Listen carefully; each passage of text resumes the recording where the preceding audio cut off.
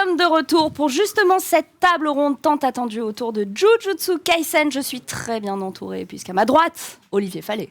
Bonjour, rebonjour. Ça se passe bien, bon festival, t'étais déjà... Oui, 5e jour, toujours d'attaque. On est d'attaque, t'as vu cette intro incroyable, nous sommes rincés comme le linge, mais franchement on est là, on va tout donner pour cette dernière avec beaucoup d'éclat et d'énergie. À ma gauche, chef Otaku, comment ça va? Ça va très bien, merci. Je suis très content. Très content de te recevoir. J'avais peur d'être un peu serré. Mais non, mais je suis on musclé, se met bien. mais ça va. Alors, regarde, la régie qui dit fais-toi, rapproche-toi. Il y a trop d'espace. Fais-toi, la Maudière qui est avec nous aussi. Comment ça va? Ça va super. Écoute, ravi d'être là. Quelle meilleure présentation que de dire que c'est la traductrice officielle de Jujutsu Kaisen. Du manga, oui. C'est incroyable. On reviendra avec toi justement sur ce travail incroyable que tu as fourni sur cette œuvre. Alors, très rapidement, avant de rentrer dans le vif du sujet, qu'est-ce qui vous a emporté chez Jujutsu Kaisen? Toi, c'est ton travail, mais il y a forcément quelque chose qui t'a happé. Donc, on commence par toi, on vient après sur le chef et ensuite sur toi, Olivier. Moi, c'est très simple. En fait, quand Kyun m'a contacté pour me proposer la série, ils m'ont dit voilà, on a une nouvelle licence du Jump, c'est à mi-chemin entre Bleach et Hunter x Hunter. Je dis ok, il n'y a pas de problème, donnez-la moi. Et même avant de lire, je savais que c'était complètement dans mes cordes. Toi, chef? Moi, j'ai bien aimé le ton un peu cynique, un peu sombre, un peu badass du manga. Du coup, j'aime bien ce genre d'univers. C'est vrai que ça ressemble un peu à Hunter x Hunter sur certains points. Enfin, j'aurais plus dit Yu Yu Hakusho, moi. Oui. Mais c'est plus ou moins le même univers, le même langage. Voilà, moi je sors des mots compliqués pour faire genre. On va sortir plein de mots compliqués. Parallaxe, voilà, c'est fait. Je l'ai sorti, il y en aura une dizaine d'autres. Restez bien avec nous. Olivier, pourquoi Jujutsu Kaisen? Pourquoi c'est un tel carton? Il y a je dis souvent qu'il y a un bon alignement des planètes entre l'arrivée du manga en France chez Kyun, 6 mois après l'arrivée de l'animé, et puis un animé qui est produit par MAPPA, le réalisateur qui avait fait juste avant God of High School, qui avait déjà donné une bonne hype sur sa manière d'aborder la réalisation. Et voilà, et c'est un petit peu ça qui a fait ce succès-là et qui fait qu'aussi la série était vraiment très attendue avant même qu'elle commence. On a d'autres témoignages pour justement parler de cet incroyable succès, puisqu'on va retrouver Aniki, qui a une chaîne YouTube autour des animés, qui nous parle de Jujutsu Kaisen, ainsi que Seven Joes, qui est rappeur français, ancien combattant de MMA. Oh, c'est incroyable. On a des invités vraiment de tout milieu, tout bord, tous horizons, qui vont nous parler de Jujutsu Kaisen, et on se retrouve juste après.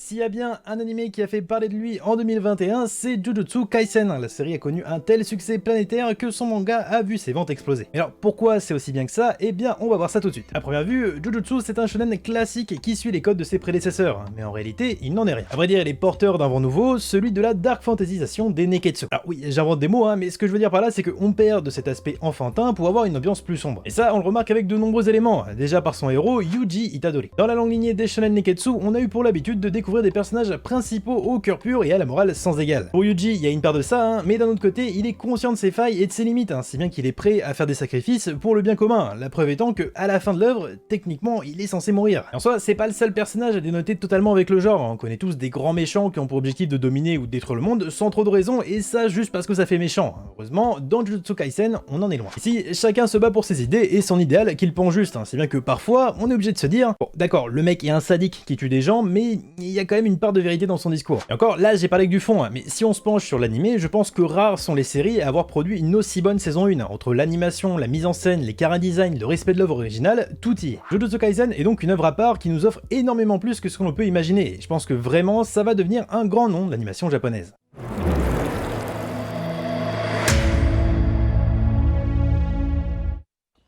Salut, c'est Seth Joes, là vous regardez le Crunchyroll Festival, j'espère vous passer un très bon moment.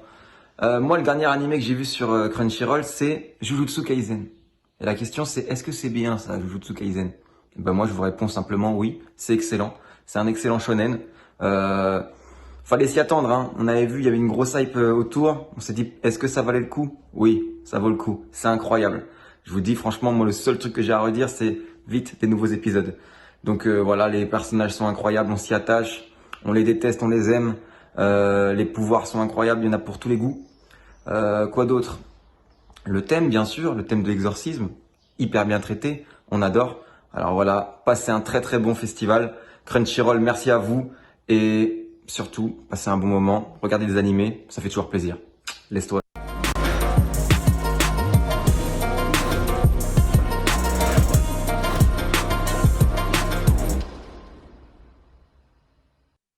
C'est aussi ça la force du Crunchyroll Festival, c'est d'avoir des gens de tous milieux, tous horizons qui viennent parler de leur amour pour les mangas et les animés et plus particulièrement de cette série qui, perso, à titre vraiment personnel, m'a bouleversée. Jujutsu Kaisen, on revient dessus avec nos invités des experts. Et on va commencer par toi, Fédois, qui donc t'es occupé entièrement de la traduction française du manga. Moi, la première question qui me vient par rapport à ton travail, c'est est-ce que tu dois suivre platement la traduction et les petites règles, les petites consignes que peut-être l'auteur impose, etc., aux traductions internationales, ou tu as des libertés par rapport à ton ressenti et tes sentiments? Un peu des deux en fait, parce que pour la traduction du manga, on est assez libre avec l'édito de Kyun qui repasse beaucoup derrière moi, et donc c'est vraiment un travail collectif parce que évidemment c'est un gros titre. L'équipe de Kyun est très très professionnelle, donc il y a beaucoup d'allers-retours entre nous tous. Et comme c'est un titre du Jump, c'est la Shueisha derrière et que c'est une licence très populaire, c'est quand même surveillé de près. Mais je n'ai rien eu d'imposé pour le moment au niveau des termes ou de quoi que ce soit de ce genre. Est-ce qu'il y a vraiment des moments qui t'ont marqué, où tu t'es dit ok, je pourrais traduire par ça, finalement je vais opter pour ça, encore une fois parce que tes émotions et ta personnalité ont fait que tu as plutôt fait ce choix? Alors, ça fait une vingtaine d'années que je fais de la traduction de manga. Je pense que c'est la traduction la plus compliquée que j'ai eu à traiter de ma vie. C'est-à-dire que l'univers est tellement complexe, tout ça. Et l'auteur aime beaucoup, surtout pour les noms d'attaque et tout ça, faire des références au bouddhisme, aux mathématiques. Beaucoup de formules mathématiques. Donc, c'est un casse-tête terrible. Et pour les noms d'attaque, par exemple, il faut que je m'y reprenne à plusieurs fois. Je réfléchis pendant des jours, des fois, pour trouver la référence ou comment faire bien sonner cette attaque, parce que ça va être une succession de kanji, donc de caractères d'origine chinoise très complexes qui ne sont même très peu utilisés en japonais. Donc c'est un travail de recherche phénoménal. Et du coup, c'est très référencé, comme tu le dis, il y a plein de sources, etc. Quand tu es dans une impasse comme ça et que tu te retrouves à réfléchir pendant plusieurs jours pour un nom, un mot, est-ce que tu fais appel peut-être à des experts, des spécialistes qui peuvent t'aider, t'aiguiller? Alors malheureusement, les délais sont assez courts entre le moment où je commence à travailler sur la traduction et le moment où je dois rendre la traduction. Donc je peux pas non plus faire appel à beaucoup de personnes extérieures. Je peux faire appel à mon réseau, mes amis proches, mais pareil, contacter l'éditeur, les ayants droit, l'auteur originel, tout ça, c'est toujours très compliqué et malheureusement, ce serait l'idéal, honnêtement, de pouvoir demander à l'auteur. Un petit appel vidéo. Bon, qu'est-ce que tu as voulu dire à la page 2 Bon, là, il se repose en ce moment, on va le laisser se reposer. Ouais. Voilà. Mais voilà. Bon rétablissement. En règle générale, le traducteur est un peu livré à lui-même. Ouais. Oh, c'est dur. La vie est un shonen, comme on le disait dans l'intro. Chef, toi, donc j'imagine que tu as lu le manga, tu as vu l'animé. Est-ce que tu peux nous raconter justement ce que tu as ressenti par rapport aux deux, individuellement, et puis qu'est-ce que ça t'inspire de manière globale, Jujutsu Kaisen, une série dark fantasy qui a vraiment marqué son entrée dans le monde de la Japanime. D'abord, ton ressenti sur le manga. Dark Fantasy, j'aurais plutôt dit fantastique, moi, mais pourquoi pas. Le manga, déjà, j'aime beaucoup. Alors après, je vais être complètement honnête, je trouve que dans sa forme, en fait, le manga a rien d'exceptionnel. C'est vraiment un shonen dans la pure tradition à l'ancienne. Ouais. Ça me fait un peu penser au shonen des années 90, en fait, vraiment. Je parlais du Hakusho, c'est clairement ça. Mais il y a un côté, d'habitude, les shonen, c'est vraiment amitié, respect, foot de rue, en mode vas-y, la justice, tout ça. Là, non, on a des persos qui sont assez égoïstes, finalement, qui sont assez, comme il le disait tout à l'heure, l'intervenant qu'on a vu, Aniki, je crois. Ouais. C'est des personnages qui pensent beaucoup à leur tronche, en fait, qui sont assez centrés sur eux-mêmes et aussi très, comment dire, ils sont très, la plupart, à part le héros, sont très inquiets de ce que les autres pensent d'eux, trucs comme ça. C'est très, ils sont tous un petit peu sournois, un petit peu. Ouais, chacun pour soi un peu. Du coup, ça change un peu. Il y a le côté, vas-y, en fait, on est des gentils, mais on est quand même un peu des fumiers, ça j'aime bien.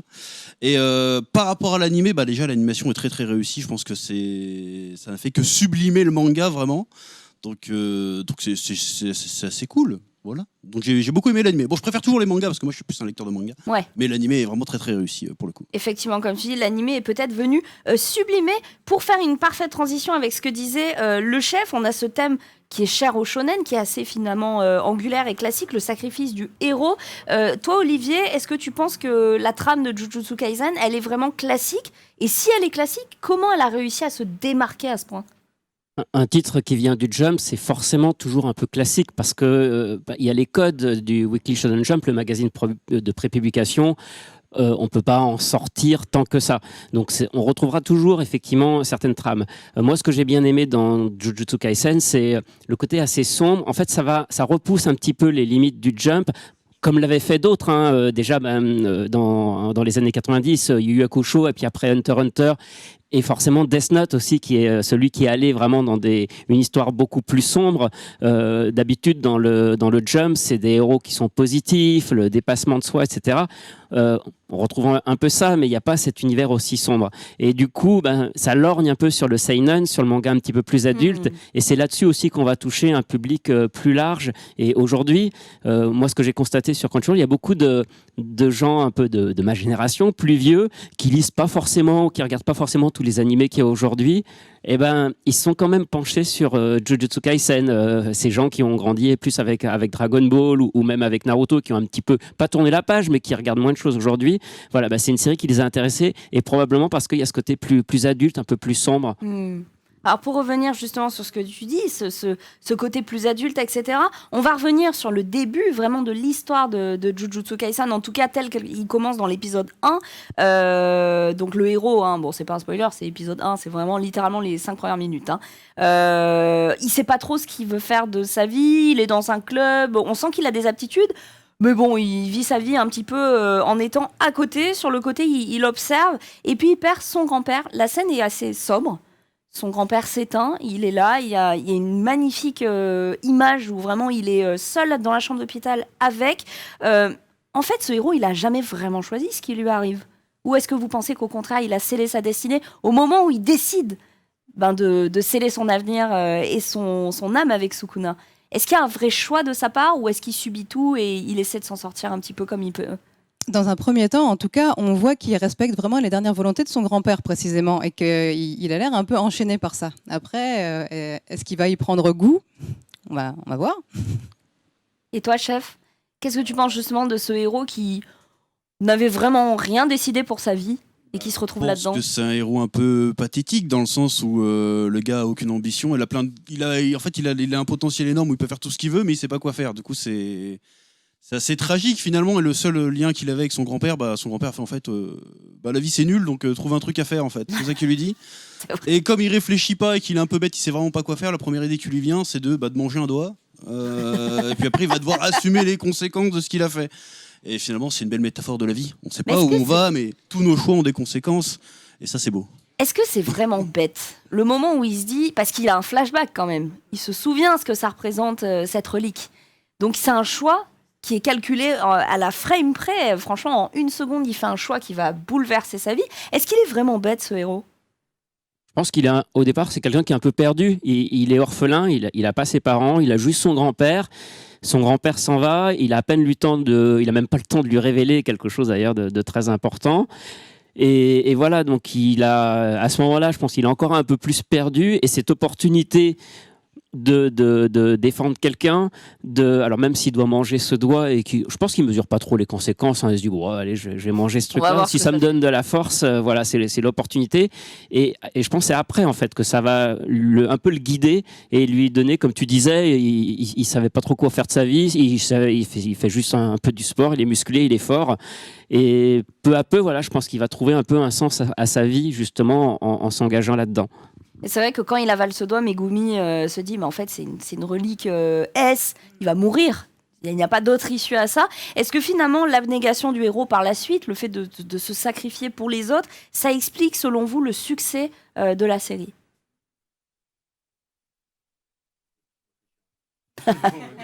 On fait une petite pause, page de pub. Non, c'est faux là. Après, le sacrifice pour les autres, ça fait partie vraiment des valeurs qu'on retrouve dans le shonen. Donc ça, c'est pas forcément quelque chose de nouveau. Mais Jujutsu Kaisen, et comme d'autres séries qui rencontrent du succès, c'est pas forcément, c'est la manière dont c'est amené en fait qui va faire que c'est ça qui nous rend intéressant. Tu parlais de cette scène avec le grand-père.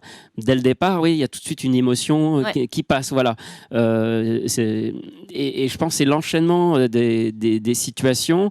L'auteur a réussi tout de suite à construire ce récit, à mettre tout de suite une tension. Jujutsu Kaisen, c'est une série où on rentre assez vite dedans. On est tout de suite pris par l'évolution de ce personnage. Alors que d'habitude, c'est des choses un peu plus progressives. Alors pour revenir, vas-y chef, si tu as... Abnégation, oui, mais moi je trouve que c'est un peu de la fausse abnégation finalement, parce que le gars il sauve des gens pas parce qu'il a envie de sauver des gens, parce que son grand-père lui a dit fais un truc. Et c'est un truc qui revient après avec tous les personnages. Je pense que Megumi s'appelle, je crois. Ouais. Dans la fin de la saison 1, à un moment donné, il était en mode je dois sauver les gens, je dois représenter mon clan, un truc comme ça. Puis au final, il fait vas-y. Finalement, je vais tout niquer, tu vois, genre, tant pis tout ça, vas-y, j'ai envie de gagner, donc je vais gagner parce que j'ai envie de gagner. Il se libère de ses chaînes, quoi. Voilà, donc je pense, et puis même, il y a, comment il s'appelle le démon déjà Sukuna. Sukuna, dans l'esprit à... Yuji. Itadori. Itadori. C'est un quiz à souvent, il lui balance des vannes par rapport à son objectif. Tu veux sauver des gens ? Bah en fait, non, il est mort. Ouais. Qu'est-ce que tu vas faire ? Est-ce que tu veux vraiment sauver les gens ou c'est juste, tu veux juste gagner des combats, en fait ? Donc, est-ce que c'est le thème de la négation qui fait que les gens aiment ? Voilà, moi je pense que 90% des gens ils aiment les mangas parce qu'il y a de la bagarre et que les persos sont stylés, mais ça serait bien si les gens aimaient vraiment les histoires pour ça, mais voilà. Fédois, tu penses que c'est pas une réelle abnégation, comme tu disais, il est enchaîné aussi aux dernières volontés de son grand-père. Est-ce que c'est un peu une excuse aussi ? Ouais, mais c'est surtout intéressant de le voir, comme disait le chef, en parallèle avec Megumi, parce que oui, en fait, paradoxalement, Yuji a l'air un peu plus libre de ses actes parce que, et effectivement, il respecte les volontés de son grand-père, mais c'est quand même lui qui a pris la décision, alors que Megumi a l'air beaucoup plus, complètement enchaîné par ses obligations. Et ce qui va être intéressant, c'est de voir l'évolution des deux personnages petit à petit qui vont aller dans des... Parce qu'on comprend qu'il y a quelque chose qui s'est passé entre Sukuna et Megumi. On n'en sait pas plus à la fin de... Sukuna est très intéressé par Megumi. Voilà, Sukuna est très intéressé par Megumi. On va revenir justement sur les autres personnages. Est-ce que c'est aussi ça le succès de Jujutsu Kaisen ? C'est de pas juste suivre l'évolution d'Itadori, mais de voir aussi un développement aussi profond sur les personnages qui l'accompagnent, selon vous ? Le trouble fait, mais je crois que tous les mangas font ça en fait, du genre de parler de plein de personnages. My Hero Academia, c'est ça. Naruto, c'est ça. Tous les personnages sont très profonds. On va revenir par exemple sur. Ils ont un flashback. Et puis ils ont une aventure. Je suis pas d'accord. Tu vois, par exemple, je trouve que Nobara, c'est le personnage féminin qu'on attendait tous. C'est pas une chialeuse, quoi. C'est pas une fille qui est juste là pour remplir le quota fille. C'est. Sakura, des chialeuses, il y en a pas des masses déjà dans les shonen. Il y en a. Ah ouais, d'accord. Ah ouais, si, il y en a. Je Pourquoi pas. Mais peut-être pas aussi chialeuse, mais bon, elles ont toujours un peu des carcans similaires. Là, on est vraiment sur une fille ultra badass qui est pas là pour être jolie, qui est pas là pour être sauvée, qui est pas là pour vivre une grande romance. Elle est là aussi pour accomplir sa propre destinée. Personnellement, enfin moi je trouve, mais arrêtez-moi si je me trompe, les personnages sont extrêmement bien développés autour. Et c'est plus qu'un flashback, on va vraiment dans chacune de leurs histoires, leurs obligations familiales, leurs clans, etc. Fédois, qu'est-ce que t'en penses ? Oui, on parle beaucoup de Nobara et c'est vrai que Jujutsu met en scène pas mal de personnages féminins intéressants. Je voudrais qu'on revienne sur Maki Zenin, que je trouve vraiment très bien écrit comme perso, parce que c'est une exorciste, mais elle n'a pas d'énergie occulte, donc elle est obligée de mettre des lunettes pour les esprits. Elle compense un peu comme Rock Lee en fait dans Naruto, et on voit que même sans avoir le pouvoir de base, on peut devenir super badass. Donc bravo Maki. Voilà. Et toi Olivier, qu'est-ce que t'en penses justement du développement des autres personnages ? Est-ce que t'es un peu plus comme le chef en disant finalement c'est classique ? Oui, c'est des choses qu'on retrouve. Enfin, les mangas sont justement une des caractéristiques, c'est effectivement d'avoir une multitude de personnages bien travaillés. Peut-être que ce qui fait la différence, c'est que c'est quelque chose qu'on ressent très vite. On comprend très vite que chaque personnage a une histoire et on arrive à s'intéresser à eux très vite, et c'est pas forcément une succession de révélations. Ah tiens, tel personnage qui faisait un peu potiche pendant 26 chapitres, autre. Finalement, on découvre qu'il a son histoire, etc. Donc c'est peut-être aussi instaurer très rapidement la richesse des personnages qui vont être présentés au cours de cette histoire. Alors je comprends ton point de vue que quand tu dis que effectivement c'est quelque chose qui est assez récurrent. On va prendre l'exemple de One Piece. Ils décident de suivre Luffy au bout du monde. Donc c'est vrai qu'on a toujours un peu ce schéma de être accompagné par des nakamas, des gens sur qui se reposer. On revient chacun sur leur histoire profonde, etc. avec beaucoup d'épisodes dédiés à ça. Mais dans Jujutsu Kaisen, finalement, Itadori est annoncé comme disparu très vite et ses amis continuent leur quête. Ils ont un moment de peine où ils sont en mode ok, c'est triste, mais on le connaissait que depuis quelques jours. Et on va devoir continuer. Moi, c'est ça qui m'a vraiment marqué de me dire ces personnages existent quand même si le héros disparaît, ils existent. Je sais pas si vous, ça vous a... Ou s'il y a peut-être que moi que ça a marqué. Ça rejoint le côté que tu disais individuel de chaque personnage. Finalement, leur but premier, c'est un peu pour leur gueule, un peu ce pourquoi eux ils se battent, ou en tout cas leurs objectifs. Et on a effectivement l'impression qu'ils sont moins attachés autour d'eux. Après, peut-être que c'est quelque chose qui évoluera dans l'histoire. Ils sont pas enchaînés en tout cas à la quête principale du héros principal. On va revenir également sur toutes les références qu'il y a peut-être dans Jujutsu Kaisen. Il y a beaucoup de gens qui disent « Ah, mais ça me fait penser à Bleach, ça me fait penser à Naruto, etc. » Il y a toujours eu un peu ce sentiment de comparaison, etc. Chaque animé, chaque série existe par elle-même, mais c'est vrai qu'il y a quand même beaucoup de références qui sont assumées. Qu'est-ce que vous en pensez? Quelle est la rêve qui vous a le plus marqué en tout cas? De toute façon, Gege Akutami ne se cache pas d'être hyper fan de Yoshihiro Togashi et de Taito Kubo. Donc, à partir de là, oui, évidemment, on va voir les références dans tous les sens. Après, est-ce que c'est gênant? Est-ce que vraiment on a l'impression de voir Naruto, Sasuke, Sakura? Non, mais tu vois, parce qu'il y a le prof, les élèves, le tournoi. C'est vrai qu'il y a des gens, ils se sont dit, bon là, quand même, c'est gros, quoi. Mais comme disait Olivier, c'est la façon de faire aussi qui va être importante et la façon d'aborder le thème. On voit que Akutami est sincèrement admiratif de ces auteurs-là et c'est des influences qu'il a digérées et qu'il va réécrire à sa sauce et apporter sa propre patte. Donc c'est ça qui va être intéressant. Et encore une fois, moi, comme je dis toujours, la vieille génération qui a déjà lu Naruto, qui a déjà lu Bleach, bon bah oui, nous on va dire ça sent un peu le réchauffé, etc., etc. Mais la jeune génération qui arrive et qui pour eux ça va être leur Naruto, ouais. ça va être ça. Donc voilà, donc mission accomplie quelque part. Toi, chef, t'es d'accord avec ça? Tu connais toutes ces références, effectivement, auxquelles l'auteur fait lui-même référence, ouais. Bah oui, après, ça saute un peu aux yeux quand... comme disait Fédois, ça saute un petit peu aux yeux, mais ça m'a jamais dérangé. L'important, c'est pas de faire original. L'important, c'est qu'est-ce que ça raconte. Et en l'occurrence, ce que raconte Jujutsu Kaisen est très intéressant. Donc je pense que c'est normal que ça parle à tout le monde.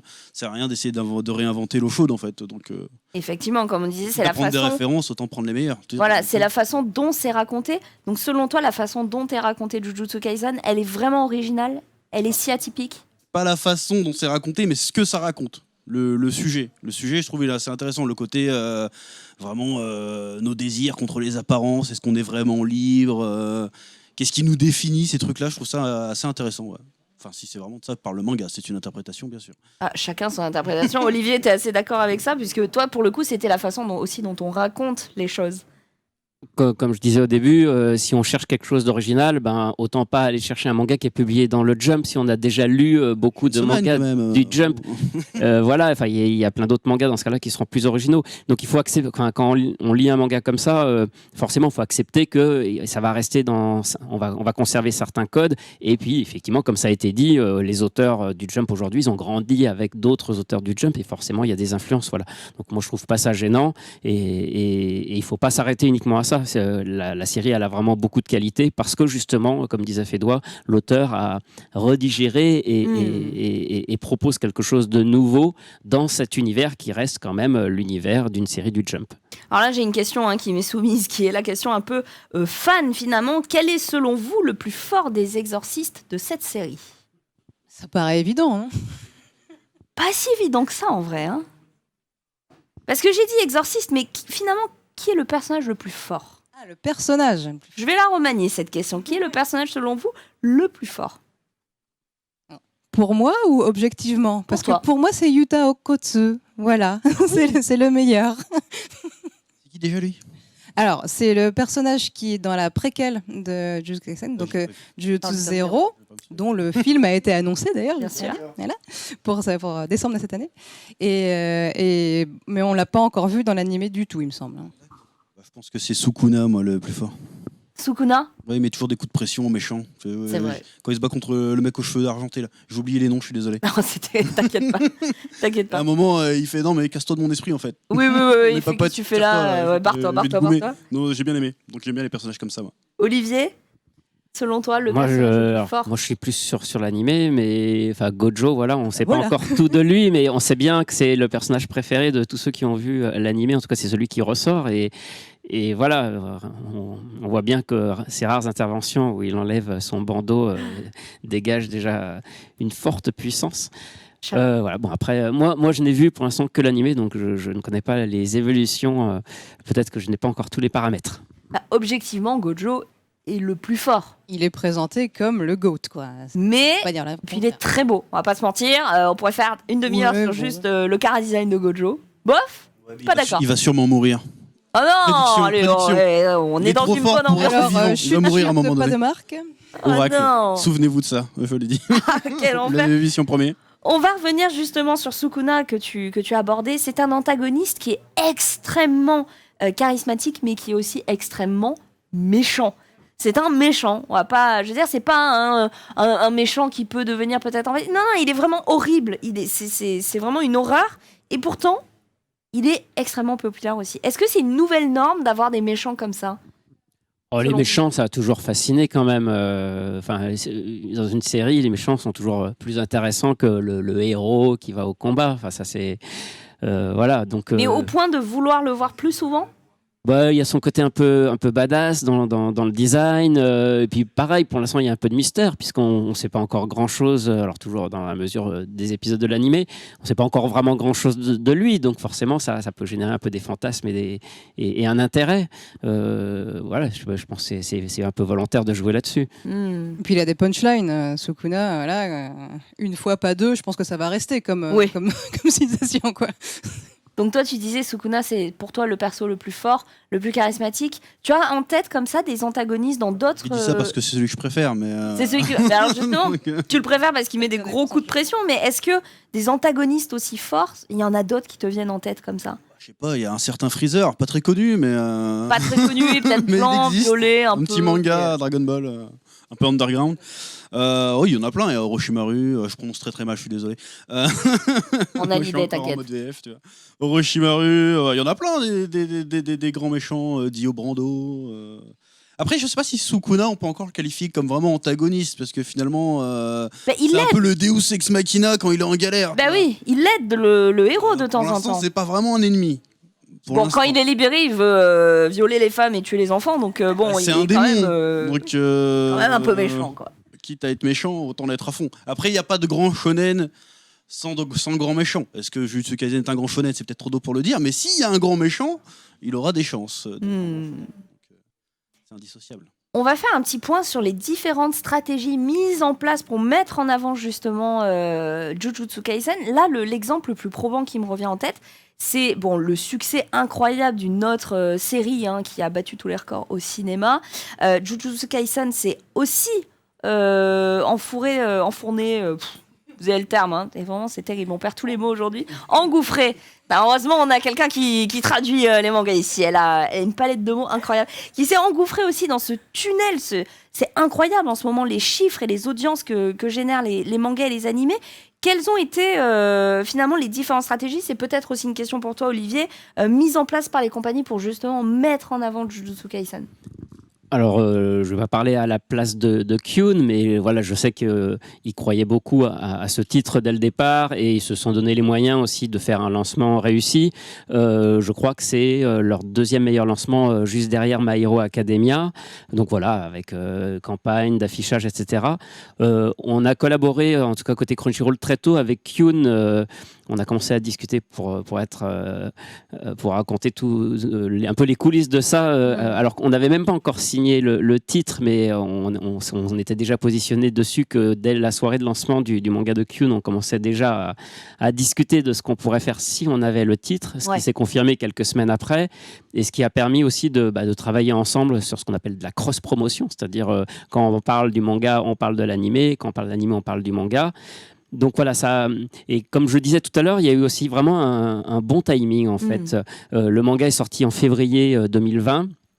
L'animé est arrivé en octobre 2020, donc le manga a déjà eu le temps de s'installer. Kyun a fait effectivement ce qu'ils savent bien faire, une belle campagne marketing. Nous, on est arrivé derrière, on a aussi fait des actions de notre côté. On a choisi de doubler aussi le Jujutsu Kaisen en VF pour pouvoir toucher une audience plus large. Et ça aussi, je pense que ça a contribué. Et puis après, il y a la petite chose magique, quoi. La série est réussie et de qualité, parce que des fois, ça peut se passer comme ça. Et puis la série un peu décevante où les fans n'aiment pas l'animation. Là, tout était parfait, quoi. Elle arrive juste au bon moment quand le manga commence à être lancé. La réal est impeccable. Donc voilà, oui, il y a du travail évidemment de communication et de marketing, mais il y a aussi une œuvre de qualité et puis effectivement parce que dans le temps, elle dure, quoi. En tout cas, on espère que ça restera dans le temps. Donc maintenant, il va falloir continuer pour que la série continue de vivre sa vie.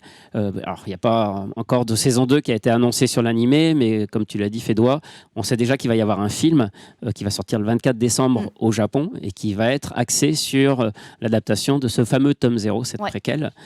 Voilà, il est encore trop tôt pour dire si ce film sortira en France, mais bon, quand même, on a de bons espoirs, bien sûr, en tout cas, qui puisse être proposé. Mais justement, dans ces démarches un peu de communication et de marketing au Japon, pour créer en tout cas de la popularité autour de sorties tierces sur des films ou des séries qui n'ont rien à voir, ils distribuaient des goodies Jujutsu Kaisen. Et ça attirait tellement les gens que du coup, ils avaient des objectifs atteints sur d'autres sorties. Est-ce que ça vous semble déconnant? Parce qu'il y a eu le même phénomène sur Demon Slayer, qui est juste incroyable. Aujourd'hui, Jujutsu Kaisen, Demon Slayer, c'est 2 très très gros hits au Japon. Est-ce que toi, quand on t'a mis les textes en main, on t'a dit ça va être un carton de ouf? Pas forcément. Enfin, si Kyun avait vraiment bon espoir que ça décolle très très fort. C'était vraiment le tout début du manga, donc même si on voyait déjà les frémissements et on voyait le potentiel, on savait pas du tout que ça allait devenir un phénomène comme ça, que j'allais avoir autant de pression sur les épaules. Mais après, oui, tout est là pour que ça fonctionne. Mais comme disait Olivier aussi, c'est une combinaison de plusieurs facteurs et du fait que ce soit sorti pile au bon moment dans cette période-là. C'était pas gagné d'ailleurs parce que le manga il sort juste avant le premier confinement, avec la fermeture des librairies. Ça aurait pu tuer dans l'œuf et empêcher de faire une belle sortie. Et ça a été l'inverse. Ça a été l'inverse parce que apparemment les gens n'ont jamais autant lu de manga en tout cas que pendant le confinement. Donc ça a explosé les ventes. C'est super d'ailleurs. Et oui, est-ce que le contexte aussi sanitaire a fait que les gens se sont intéressés à ce manga en particulier qui est assez sombre, que l'auteur dans un des tomes s'excuse en disant oui, déjà les nouvelles du monde sont pas terribles, moi je rajoute encore un peu de pessimisme et de noirceur. On s'attendait à ce que les gens aient envie de lire des bonnes nouvelles, mais ils se lancent dans des séries comme ça. Et non, en fait, ça a été l'inverse, mais tant mieux pour le Jujutsu. Hein. Toi, chef, tu as pu mesurer auprès de ton audience, des gens qui te suivent, l'engouement autour de Jujutsu Kaisen? Oui, j'ai fini par en parler, mais j'ai été harcelé avant que ça sorte, pendant que ça sortait. Tu as mis du temps à le lire? En fait, j'ai un problème qui est très handicapant dans mon métier, c'est que j'ai du mal à suivre les hypes systématiquement. D'accord. Je fais toujours un train de retard à chaque fois. Si c'est très très populaire, tu laisses le truc un peu comme Game of Thrones. Ouais, c'est surtout que j'ai pas le temps parce que je m'en lis tellement des mangas que si à chaque fois qu'il y a un mec qui m'envoie un message, il dit ça, c'est trop bien, je le fais, je m'en sors pas. Il n'a plus de vie en fait, il ne mange plus, il ne mange plus. Et puis j'aime bien c'est vrai que j'aime bien aussi les séries, le temps de vivre leur vie et puis après de venir derrière, ça me fait plus à analyser, plus de choses à dire et de meilleures vidéos, plus de vues. Donc ça c'est bien. Mais oui, il y a un vrai engouement en Jujutsu Kaisen et je pense que de toute façon en marketing tu peux pas vendre un truc à quelqu'un qui a pas envie de l'acheter. Si tu veux. Donc je pense que le manga est tellement bien conçu de base qui coche tellement de cases que les gens veulent en fait. Les gens ils veulent quoi? Ils veulent un concept simple avec des organisations, des costumes, des pouvoirs stylés, des héros un peu cyniques, un peu barrés. Et Jujutsu Kaisen propose ça. Puis en plus derrière il y a eu l'animation qui a vraiment sublimé le truc. Que l'animation, l'animé, ce que j'aime bien dans l'animé, c'est qu'il respecte le manga, mais il rajoute un petit ton qui lui est propre aussi quelque part. Donc finalement c'est pas tout à fait la même œuvre. Il réécrit un peu librement certaines choses ou il adapte vraiment à 100%. En vrai, je suis pas assez calé dans le manga pour affirmer ça. J'ai pas vu tout l'animé, j'ai vu le début et c'est vrai que j'ai remarqué qu'il y avait des points de scénario qui étaient plus cohérents dans l'animé. On voit que l'auteur a dû retravailler avec l'équipe de l'animé pour expliciter des choses comme lui, son univers, il le maîtrise encore plus maintenant et que c'était plus fluide dans la narration dans l'animé. C'est étonnant dans ce sens parce que des fois, les animés éludent un petit peu aussi des points clés de scénario qui sont abordés dans les mangas. Ou vraiment aux grandes dames des fans qui sont en mode bon là c'est mal expliqué, etc. Ah non, là c'est vraiment, j'ai vu l'inverse. C'est comme tu disais, l'animé a sublimé l'histoire du manga. Putain, c'est incroyable. Les gens dans le chat parlaient de Inumaki. Ah, Inumaki, j'adore. Qui est juste, c'est vrai qu'il n'a pas été cité parmi les c'est qui Inumaki déjà? C'est celui quand il parle, tu sais, il dit Maki, saumon et tout. Okay. C'est vrai qu'il est très très fort quoi. Il y a un combat, bon on va pas spoiler, mais qui est juste fabuleux où au moment où il parle, il se passe des trucs. Mais Ah non, il est génial. Oh, il est incroyable. Mais tous les personnages sont géniaux. Vous savez quoi? Je kiffe même le vieux là, le directeur de l'école de Kyoto. Non mais parce que c'est un vieux méchant quoi. On le voit déjà avec sa guitare dans l'anime. Mais oui. Ouais, super. Il sort sa guitare électrique, tu te dis qu'est-ce que c'est que cette histoire? Mais il est juste hyper badass. Donc franchement, pour revenir justement autour du succès de l'animé, un tel succès, il va y avoir un film les gars. Peut-être un film live. Il faut se préparer mentalement. Une pièce de théâtre, une comédie musicale. Mais vous avez pensé justement à ça? Qu'est-ce que ça donnerait une adaptation live en costume avec des perruques? Il y en aura forcément. Ils le font avec toutes les licences populaires et même les plus fantastiques avec effets spéciaux. Est-ce qu'on veut ce film? C'est ça ma question. Moi, ça m'intéresse pas, perso. Moi, je préfère les dessins. Chef? Non. Mais pourquoi? Tu n'aimes pas les perruques? Quand c'est bien fait, oui, mais souvent avec le Japon, malheureusement, c'est que c'est pas. J'ai peur que ça soit. S'ils font un film, ça c'est comme pour l'Attaque des Titans, par exemple, c'était un film vraiment pour surfer sur la licence, sans vraiment prendre le temps de comprendre le matériau d'origine. Vas-y, il y a Mikasa, en fait, elle va pas s'appeler Mikasa. Levi, il va pas s'appeler Levi. Parce il est juste pas là, il a été absent. Hein. Il a des moustaches. Ils ont des monster trucks, et ils ont des kalash. Vas-y, c'est bon, toi. Donc, j'ai un peu peur que ça fasse cet effet-là. Puis il y a cet effet. Il y a le côté cosplay filmé dans les films japonais, des fois. Même si ça peut calmer, Bleach était pas trop mal, Kenshin c'était pas mal aussi. Kenshin ça allait. C'est très très bien, Kingdom était pas mal aussi. Disons qu'il y a des exemples de films qui sont Library Wars. Je sais pas si vous l'avez vu. Ouais, je connais pas. Mais Jojo par exemple, j'ai vu que les bandes annonces, mais voilà. C'est dur quoi. C'est difficile. Mais parmi les adaptations les plus Dragon Ball Evolution encore frais dans nos... Le Japon n'a rien à voir là-dedans, c'est les Américains. Sang, quoi. Justement, j'allais vous dire, est-ce que les Américains, c'était pas finalement la seule solution pour Jujutsu Kaisen? Visiblement pas, peut-être. Oui, mais s'ils le font, ils vont faire comme d'habitude, ils vont changer l'histoire, ils vont changer le contexte, et voilà. C'est autre chose, quoi. Pourquoi pas, si ça peut donner une visibilité à la série encore plus large, mais c'est jamais moi, arrivé. Ça m'intéresse pas trop. C'est vraiment jamais arrivé. Il y a jamais un. Si, peut-être sur des shoujo. Peut-être dernièrement avec Gun qui était sorti, le Battle Angel Alita, peut-être. Alita. Et Ghost in the Shell éventuellement. Oui, mais moi j'ai rien dit. Voilà, il y a des démarches exemples intéressantes, mais je dis rien. Your Lie in April. Le film live est pas mal. On va revenir sur quelque chose qui est quand même très fort aussi dans la série, c'est la musique. On n'est pas venu encore sur ce point, mais par exemple, il y a eu le premier ending qui a créé un véritable phénomène dans le monde entier. Il est trop fort. Il est juste incroyable. Il y a eu des reprises partout sur Internet. Qu'est-ce qu'on en a à dire justement sur cette bande-son de Jujutsu Kaisen? Que ce soit les openings. Elle est trop stylée, quoi. Ils ont trouvé le bon rythme, la bonne vibe. C'est vrai que le premier ending, moi, j'ai acheté direct sur iTunes, quoi. J'avais besoin de l'écouter 15 fois par jour. Et comme tu dis, il y a eu plein de reprises. J'ai en tête notamment des danseurs japonais qui ont refait la chorégraphie. Ouais. C'est pareil, trop stylé. Mais encore, c'est des petits détails, mais... presque tout est réussi dans Jujutsu, quoi. Même l'ending qui fait son buzz, etc. Et voilà, c'est ce genre de choses qui participent et qui peut-être, alors c'est trop tôt, on va pas encore parler de séries cultes parce qu'on n'a pas encore le recul, mais voilà, c'est tous ces petits détails qui font qu'après on a une série qui peut potentiellement rentrer dans les grands classiques. Peut-être on en reparlera encore dans 10 ans. Mais dans les chats, on est assez raccord. Hein. OST incroyable, un classique, énorme coup de cœur des OST. Vraiment, il n'y a pas un raté dans les quatre, que ce soit opening, ending.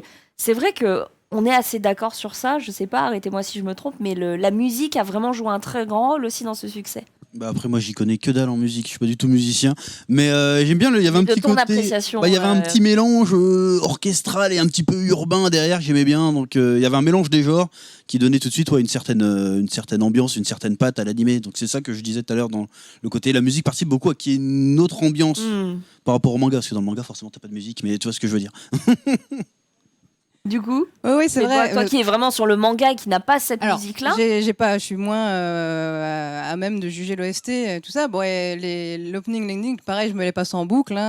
Kaikang Tang, le groupe, c'est Yves, il me semble, qui est très efficace, justement, en mode opening de shonen, qui est presque classique, et qui est contrebalancé par l'ending d'Ali, qui lui, est très jazzy, funky. Ali, qui avait aussi fait l'ending de Beastars, qui avait déjà bien cartonné, qui est génial, et avec cette espèce d'effet rotoscopé avec très crayonné, c'est vrai que c'est tout simple, mais ça fonctionne. C'est pas quelque chose qu'on voit très couramment pour des grosses licences comme ça. Donc oui, c'est sûr que là, ça marque les esprits. Et comme le tout est hyper bien réalisé, c'est carton plein, quoi. Olivier, comme tu disais, on n'a pas encore le recul nécessaire pour pouvoir dire si la série est culte. Pourtant, les gens ont quand même l'air de dire que ça y est, c'est un classique. Oui, les gens, ils s'emballent, ils disent ça. D'ailleurs, ça me fait presque un peu peur parce que des fois, à force de trop dire ça, on va décevoir des gens qui pourraient être un peu déçus. Tu sais, quand on survend quelque chose, voilà. Après, les chiffres, entre guillemets, parlent d'eux-mêmes. 10 millions de vues rien que sur Crunchyroll en France pour la série. C'est un record battu ? Oui, c'est en tout cas en termes de lancement et dans un délai aussi court, on a des séries qui ont fait plus de vues, mais comme Black Clover, mais il y a 170 peut-être épisodes. Sur la durée aussi, là, il y en a que 24. Donc oui, c'est à ce jour sur Crunchyroll en France par rapport à l'ensemble de notre catalogue, c'est notre plus gros succès. Toi, au niveau des ventes du manga, tu as des retours aussi sur peut-être l'audience, l'engouement ? J'ai les chiffres, étant donné que Jujutsu Kaisen est une des rares séries sur lesquelles je touche des royalties. Ouais. Oh, ça fait plaisir, ça. Achetez le manga. Voilà, les traducteurs sont rémunérés aussi au pourcentage, mais les mangas en France ne se vendent pas assez bien pour que habituellement on ait des compléments, on va dire, de rémunération. Et là sur Jujutsu, c'est le cas. Donc c'est vraiment la preuve que ça cartonne. C'est pour ça que tu es venu en limousine. Oui, on l'a vu. Et puis j'ai ma villa, ma piscine, voilà, c'est une nouvelle sorte de traducteur. Oui, mais elle a raison, c'est incroyable la vie de traducteur. Toi, chef, est-ce que ta vidéo sur Jujutsu a fait des millions de vues ? Ça y est, toi aussi, t'es dans ta villa, tu t'es venu en hélico ? Non. C'est tout. Non, ça a très bien marché. D'ailleurs, on me demande de faire des reviews de la saison prochaine. Je ne sais pas, on verra bien. Ah oui. Mais j'en reparlerai parce que j'ai pas fait de vrai menu manga dessus. Encore pour l'instant, j'ai vraiment juste une petite. C'est une introduction à l'univers. Voilà, c'était. Vas-y, j'ai vu la saison 1, on va en parler vite fait. Et puis j'ai lu, je me suis mis à jour dans le manga. Mais j'attends un peu sur le long terme, peut-être dans 1 ou 2 ans, j'en reparlerai vraiment. 1 ou 2 ans. Ah bah oui, parce que moi, il me faut du recul. Parce que moi je suis un artiste, je suis un. Non, il me faut, je peux pas faire une vraie vidéo approfondie sur 10 tomes. Quand il y en aura 35, peut-être qu'on pourra vraiment commencer à parler des vrais bails. Mais après, entre-temps, si ça fait des vues, j'en reparlerai, y a pas de souci, pas de problème. Est-ce qu'il va y avoir 35 tomes ? J'allais poser la question. Voilà. L'auteur a déclaré qu'il était à la moitié de sa série là. Donc. Les doigts, tout ça, et puis après, à un moment donné. T'as forcément des infos. Ah non, je suis désolée. En plus, il est en pause là, donc on peut pas savoir quel va être l'avenir du manga. Alors justement, revenons sur ce hiatus qui a lieu actuellement et qui fait peut-être écho à quelque chose de plus global. Qu'est-ce qu'on en pense justement de ce travail acharné que fournissent les mangakas ? C'est extrêmement triste. C'est aussi l'attente du public qui met peut-être la pression. Comment expliquer justement que les auteurs là s'effondrent les uns après les autres ? Je ne sais pas si les auteurs s'effondrent les uns après les autres parce que ça a toujours été le cas. Les auteurs ont toujours été sous pression, mais c'est inimaginable. Ce qu'ils vivent, ils dorment pas, ils n'ont pas de vie. Voilà, juste mangaka, aucune vie sociale de quelque sorte que ce soit. Bon, après, c'est la passion, hein, encore une fois. Donc on aime dessiner, on dessine jusqu'à la mort. Ok, super. Mais oui, ce serait bien qu'il y ait dans la nouvelle génération des gens qui se ménagent un peu plus des temps, comme est en train de le faire Akutami, de se dire bon bah voilà, là je suis malade, il faut que je mette un petit peu ma série en pause pendant un mois. Alors ça, ok, c'est beaucoup un mois, ça va être 4-5 chapitres de pause, mais c'est nécessaire parce qu'il faut se ressourcer juste et voilà, vivre, au niveau de la santé, il faut tenir le coup. C'est un marathon incroyable. Pareil, Isayama, l'auteur de l'Attaque des Titans, déclarait bon bah au chapitre 100 de l'Attaque des Titans, bon bah voilà, ça fait 100 mois d'affilée que j'ai pas pris un seul jour de vacances, quoi. C'est pour ça, là c'est vraiment les deux exemples les plus prégnants qui me viennent en tête, donc c'est quand même incroyable la pression qu'ils ont. Comment toi ça se traduit au niveau de ton travail, si je puis dire, hein. Comment ça se répercute?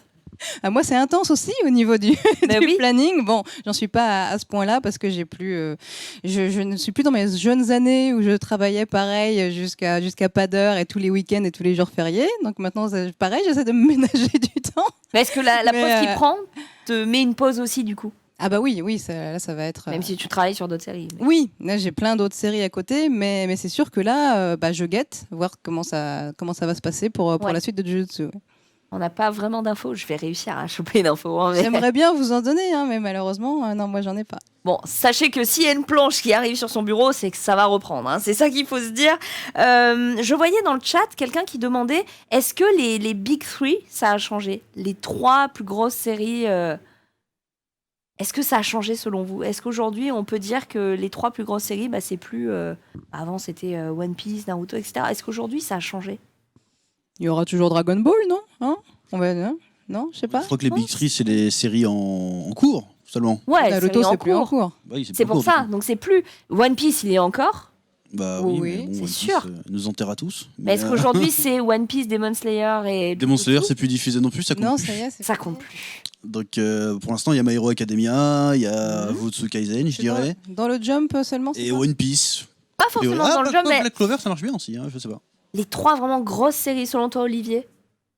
Oui, ça reste celle-ci. Après, voilà, mais ça a toujours été la difficulté du Jump d'anticiper aussi la fin. Alors, il y a eu la fin d'autres séries avant, de Naruto et d'autres, de trouver un peu les successeurs. Mais oui, aujourd'hui, le Jump, il est toujours encore porté par One Piece et dès qu'il y a une série qui marche comme My Hero Academia, il la lâche pas non plus et je pense que c'est d'où la pression sur un auteur et sur une série comme Jujutsu Kaisen parce que voilà, dès que ça se hisse dans ce top des meilleures ventes, ils veulent tout faire pour que ça continue, longtemps et ce sont ces séries-là qui portent le magazine. Ouais. J'allais dire, il n'y a pas encore un jeu vidéo sur Jujutsu Kaisen. Ça a été annoncé, non? J'ai pas des jeux mobiles là, je sais pas. Oui, voilà. Jeux mobiles, gacha, ça oui, mais ça, il y aura de tout, de toute façon. Ils vont rincer la licence et en même temps, moi, ça me régale. Hein. Je suis très très contente. On y est revenu hier rapidement avec nos autres intervenants sur le côté, la dimension paranormale, les fléaux. On n'en a pas parlé entre nous. Ces fléaux, qu'est-ce qui vous inspire d'un point de vue déjà purement chara-design, mais aussi le fait que ce soit pas juste des créatures juste dégueulasses, quoi, mais qu'elles aient leur propre conscience, que parfois on s'attache à elles, on a un peu de l'empathie. C'est vrai qu'il y a plusieurs niveaux de fléaux entre les différentes classes et on va partir de l'insecte dégueulasse qui rampe, qui fait du jus là. Et qui est très très malsain parce qu'ils disent des bouts de phrases qu'on comprend pas et c'est vraiment... Avec un trémolo dans la voix, c'est très bizarre. Ouais. Très bizarre. Et ça peut aller jusqu'à un fléau complètement humanisé, qui est doué d'intelligence, de différents niveaux de langage. Donc oui, on peut s'attacher à des gens comme Mahito, par exemple. Ouais. Toi, chef, c'est quelque chose aussi qui t'a... Toi qui aime bien Sukuna, justement, qui aime bien ce côté grande gueule, etc. Est-ce que ça t'a surpris aussi de voir des fléaux et auquel on peut s'attacher peut-être? Bah non, c'est tout ce qui fait l'intérêt du concept. En général, dans les mangas où ils affrontent des démons, des monstres ou des extraterrestres, souvent ils sont utilisés pour être un peu les reflets de ce qu'on est nous en fait. Donc à bout d'un moment, tu combats des démons qui n'ont pas de nuances, ça veut dire que t'as pas de nuances non plus. Toi. Donc t'as pas, à un moment donné, t'as pas de questionnement intéressant à poser en tant que personnage. Même le lecteur, il s'ennuie un petit peu. Si genre Orochimaru était que méchant, au bout d'un moment, ça serait ennuyeux. Alors que si t'apprends qu'il a un passé un peu tragique, qu'il a des ambitions, ça marche mieux. Et Jujutsu Kaisen, c'est un peu ça aussi. C'est un peu ça dans Demon Slayer aussi, avec Muzan, avec on commence à comment dire. À un moment donné, on est surpris à avoir de l'empathie pour l'adversaire et on se mal comprend. On se dit peut-être qu'il ne faudrait peut-être pas le tuer. Bah si, on va le tuer quand même parce que ça reste un méchant et puis que voilà quoi.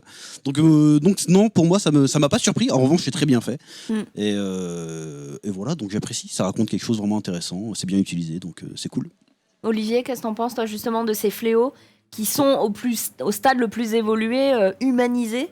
C'est justement une des originalités de la série, justement, cet aspect-là, ces créatures, comme on dit, qui ont cette histoire. Voilà, je trouve ça aussi, c'est bien amené et c'est pas juste des esprits malfaisants. Voilà, ça fait partie de l'originalité, justement, de cette histoire-là.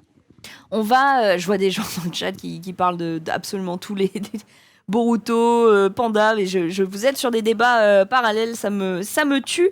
Dernière petite question, et là ça va plus vous toucher vous et moins la série. Est-ce que le paranormal c'est quelque chose qui vous touche? Est-ce que c'est un sujet qui vraiment vous indiffère ou c'est quelque chose qui de base vous intrigue? Non, c'est pas tellement mon truc à la base. Moi, je suis plus versée dans la fantasy traditionnelle, on va dire. Mais justement, quand on fait de la traduction, on est obligé de s'intéresser et de se renseigner énormément sur les sujets que traitent les séries qu'on traduit. Donc, moi, je prends ça comme une fenêtre vers ce monde-là. Et ouais, c'est très enrichissant. Toi, chef? L'univers fantastique, tout ça. Ça dépend de ce qu'on entend. Si paranormal en tant que le côté culturel, le côté mythologique, oui. Est-ce que personnellement je crois qu'il y a des fantômes ou des trucs comme ça? Non, pas du tout. Demain, mais ça m'arrive de regarder des vidéos complotistes le soir pour m'endormir. Même si j'y crois pas, je trouve ça génial. Il y a un storytelling incroyable. Voilà. Olivier, toi, c'est un sujet qui te transcende peut-être? Non, ça me touche pas à titre personnel, mais si ça me transporte dans une histoire, voilà, ça par contre, oui, je suis client. C'est incroyable de se dire que finalement, c'est pas trop votre truc, mais vous avez réussi à rentrer dans l'univers de Jujutsu Kaisen. Preuve que c'est bien écrit. Exactement, c'était totalement l'inverse hier avec nos intervenants pour la table ronde Jujutsu Kaisen, les Seven Deadly Cheese qu'on embrasse, puisque eux, ils étaient à fond dans le paranormal. Alors eux, ils étaient à fond dans les expériences. C'est pas une référence à un manga, ça, Seven Deadly Cheese? Ils nous ont expliqué c'était un fromage. Voilà, c'était plus au fromage parce qu'ils sont fondants et crémeux selon eux, mais ça fitait bien justement à leur univers. On a vraiment adoré passer ce moment avec eux et justement il s'est passé des choses même pendant le live, des cris d'enfants dans leurs locaux. Enfin c'était étonnant. Écoute, c'était vraiment bizarre. Je vous propose de passer finalement aux vidéos promotionnelles qui vont nous permettre d'entrer dans une autre dimension avec Olivier, si tu veux nous en dire plus à ce sujet. Dans un instant, on va recevoir 2 comédiens qui ont prêté leur voix justement à la version française de Jujutsu Kaisen, la voix de Yuji et la voix de Megumi. Incroyable chance de les avoir en plateau pour le Crunchyroll Festival. On découvre ça dans quelques instants.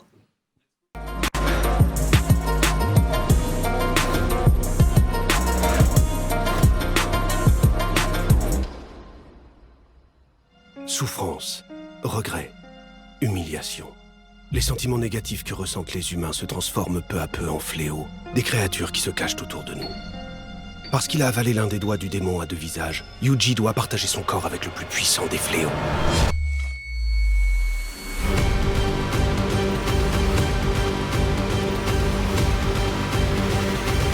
Jujutsu Kaisen. Regardez l'anime dès maintenant et en exclusivité sur Crunchyroll. Passez à la vitesse supérieure avec les différents abonnements Crunchyroll Premium. Devenez membre fan et profitez des animés sans pub juste après le Japon. Passez membre méga fan avec le mode hors ligne et jusqu'à 4 écrans simultanés. Économisez encore plus en vous abonnant pour un an. Crunchyroll Premium. Démarrez votre essai gratuit de 14 jours sur crunchyroll.com/welcome.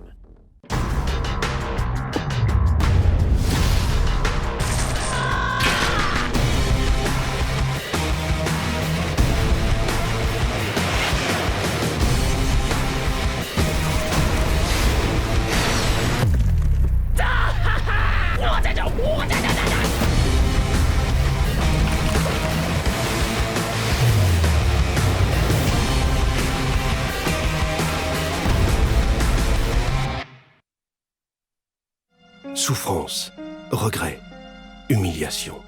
Les sentiments négatifs que ressentent les humains se transforment peu à peu en fléaux, des créatures qui se cachent autour de nous. Parce qu'il a avalé l'un des doigts du démon à deux visages, Yuji doit partager son corps avec le plus puissant des fléaux.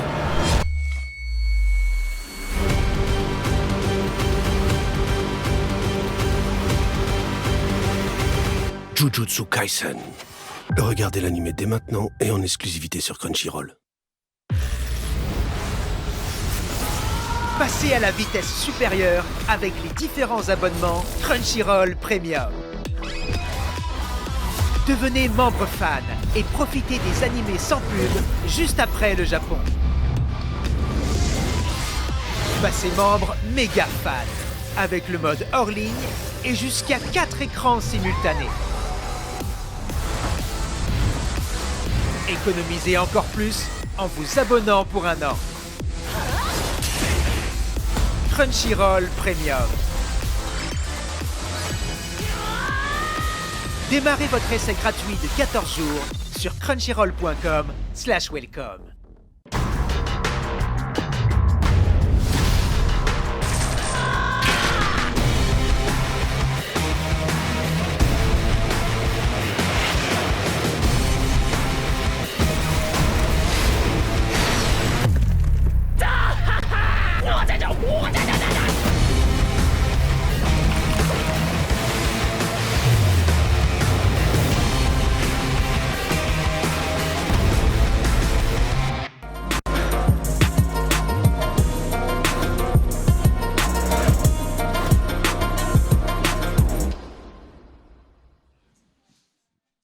Crunchyroll Festival qui continue toujours autour de Jujutsu Kaisen. On va vous parler à présent de la version française, car la série a été diffusée sur Crunchyroll, évidemment en version originale sous-titrée, mais également en version française doublée au studio Timeline Factory.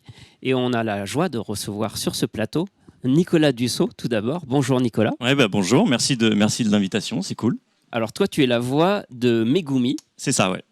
Et à côté de toi, Hervé Grull, qui est la voix bonjour de Yuji. C'est ça, exactement. Enchanté. Alors, déjà, une première réaction peut-être. Qu'est-ce que vous avez pensé de cette série et de vos personnages ? Alors moi en fait je connais pas les animés en tant que spectateur depuis très longtemps. Je m'y suis intéressé il y a à peu près 3-4 ans quand j'ai commencé à en faire en réalité. Donc j'ai pas une énorme expérience dedans. Maintenant il y a quelques séries que je suis et quelques films, notamment les Miyazaki que j'ai pu regarder. Et en fait moi ce qui m'a marqué dans cette série, parce que j'ai fait quelques animés quand même, c'est la qualité de l'image. J'ai trouvé ça super beau. Ouais. J'ai trouvé ça super bien fait. J'ai bien aimé le côté, il y a les passages rigolos et des passages très très sérieux. Et pour mon personnage, moi, en fait, moi, au début, il est un peu comme ça, un peu nonchalant. Il parle pas beaucoup, hein, au début. Alors, c'est pas qu'il parle, il parle pas beaucoup. Il est un petit peu nonchalant. Il est très taciturne. Ouais, pas très avenant. C'est clair. Il est pas très sympa quand même, faut le dire. Avenant. Et en fait, ce que j'aime bien, c'est l'évolution du personnage. Et plus ça va, plus on en apprend, et plus il s'ouvre. Et en fait, il y a beaucoup de choses en fait qui est derrière ce personnage. Et moi, j'aime beaucoup ça en fait. J'ai adoré faire ce personnage et je crois probablement que c'est mon personnage préféré de tous les personnages que j'ai doublés dans les années. C'est un peu le genre de perso un peu antipathique au début, puis en fait, plus on le découvre, plus on s'y attache finalement quand on apprend des trucs sur lui. Le cheminement classique du perso qui évolue, je trouve, il est sympa quand même. Et alors Yuji? Moi, c'était un petit rêve qui se réalise parce que moi, je suis très fan de manga depuis que je suis gamin. Donc, j'en ai bouffé beaucoup en VO, beaucoup en VO principalement. Mais c'était surtout le fait quand j'ai passé le casting pour le faire, justement, que j'ai vu ce que c'était. J'étais pas encore au courant de l'existence de ce manga, mais c'était sur une scène de combat. On voyait un petit peu quand même de l'épisode 1, où on voyait un petit peu quand même le personnage. Et je voyais bien que c'était le genre de personnage style shonen, le mec qui se relève toujours, qui se bat tout le temps. Enfin voilà, j'avais vraiment envie d'essayer de faire un personnage comme ça. J'en avais jamais eu jusqu'à maintenant. Donc là, c'était une super opportunité pour moi d'interpréter un personnage comme ça, clairement. Alors justement, pour te présenter un petit peu, alors quelques rôles que tu as doublés en animation japonaise dans Captain Tsubasa, Yuzo Morisaki. Ouais, le gardien un petit peu passoire. Voilà, qui était autrefois complètement passoire. Ouais, on peut le dire. Il s'appelait Alan Crocker dans la version. Ouais, dans la première version. Ouais. Tu la vois damée dans Les Enfants Loups. Ouais, ça remonte. Un des deux enfants. Tu as fait Baki aussi, alors là un rôle. Ouais, alors là il y a un peu plus de testostérone déjà direct. Exactement. Le mec il a des muscles, c'est autre chose quoi. Non, j'aurais pas pensé à toi pour ça. Ouais, c'est vrai qu'on peut pas trop m'identifier. Enfin, quand on me voit, on pourra jamais imaginer que j'ai fait la voix de Baki. Et puis après des rôles aussi dans d'autres séries, Foot de rue, Teen Titans. Ouais. J'ai même vu que tu étais dans Et Arnold, j'adorais cette série. Mais c'était il y a peut-être c'était il y a longtemps, j'avais la voix qui avait même pas mué, j'étais gamin quand je faisais ça. Je crois que j'ai même pas fini la série à la base parce que justement j'avais mué pendant la série et donc c'était un autre enfant qui m'avait remplacé sur la suite parce qu'il y avait ce genre de problème quand on faisait du doublage quand on était enfant. C'était le genre de truc qui pouvait arriver. Et évidemment aussi des doublages de séries live sur Teen Wolf. Ouais. Et Walking Dead aussi. Walking Dead, ouais. Et Nicolas, toi, alors My Hero Academia, tu es la voix de Hawks. Oui, c'est ça, récemment du coup, puisqu'il est arrivé dans la dernière saison, là, dans la saison 4. Et tu as aussi doublé Kirito dans la dernière saison SAO Alicization, c'est ça? Oui, c'est ça, exactement. Je vois aussi que tu es dans Fruit Basket. Et Tsuharu, ouais. Et là aussi des rôles évidemment de doublage. Je suis sur Walking Dead aussi avec Hervé. Alors depuis. Enfin. Ouais, voilà. On va pas dire pourquoi. On peut pas, voilà. Pas de spoil, mais voilà. On se sera pas croisés malheureusement. 8, voilà, mais... alors, est-ce que vous pouvez revenir justement, comment on arrive sur une série sur Jujutsu Kaisen? Comment vous êtes recruté? Il y a un casting, on pense directement à vous? Ouais, il y a un casting évidemment sur les rôles les plus importants en général. Alors les rôles qui parlent un petit peu moins ou quoi, des fois c'est après là c'était Mélanie qui nous dirigeait, qui peut aussi faire son choix. J'imagine qu'elle doit aussi avoir une validation après plus haut pour être sûr que le rôle est bien accepté. Mais pour les gros rôles, en tout cas, effectivement, il y a des essais. Après, il n'y a pas de parcours particulier. En fait, c'est qu'on est déjà dans le milieu depuis un certain nombre d'années avec Nico. Et donc, du coup, par connaissance, directement dans le milieu, les directeurs de plateau qu'on connaît peuvent penser à nous pour nous appeler, pour faire un casting ou quoi. Et à ce moment-là, juste on est content d'être dans leur carnet de contact. Voilà, tu peux peut-être préciser un peu plus. Non, mais c'est ça en fait. On connaît d'abord les directeurs artistiques qu'on le produit. Ils pensent à nous, donc on passe des essais. Et ensuite, c'est le client effectivement qui choisit. Donc, on est souvent 3, peut-être 4 par essai sur un rôle. Voilà, et après, c'est le client qui décide. Mais effectivement, il faut connaître les directeurs artistiques. Nous, Hervé, ça fait très longtemps qu'il en fait. Moi, ça fait 5-6 ans. Je suis un petit nouveau dans ce milieu. Mais maintenant, voilà, c'est comme tout. C'est des rencontres, des opportunités. Et puis, quand il y a des choses qu'on fait, que les directeurs artistiques aiment bien ce qu'on fait, ce qu'on propose, ils peuvent nous rappeler sur d'autres projets, etc. Donc voilà, on a cette chance-là, effectivement, d'être sur les essais, finalement. Oui, voilà, c'est ça. C'est plus une chance, en fait, qu'il n'y a pas de moyen de postuler, en fait, ou quoi que ce soit. C'est vraiment... Oui, il n'y a pas de petite annonce, recherche voix. Non, c'est ça, il n'y a pas d'annonce sur Internet ou quoi, où on peut se présenter en disant tiens, je serais peut-être la voix d'eux. Malheureusement, ça ne peut pas se passer comme ça, parce que j'imagine qu'il y aurait énormément de monde si ça se passait comme ça. Donc voilà, c'est plutôt un petit milieu. Et ensuite, j'imagine que dans un premier temps, les directeurs artistiques font un premier casting, voilà, d'une dizaine de voix, par exemple, qui pourraient coller. Et puis après, suivant ce qu'on leur demande, si on leur dit il ne faut que 5 voix pour qu'on puisse choisir, ils vont prendre les 5 qui voient le plus sur le rôle, en fait, tout simplement.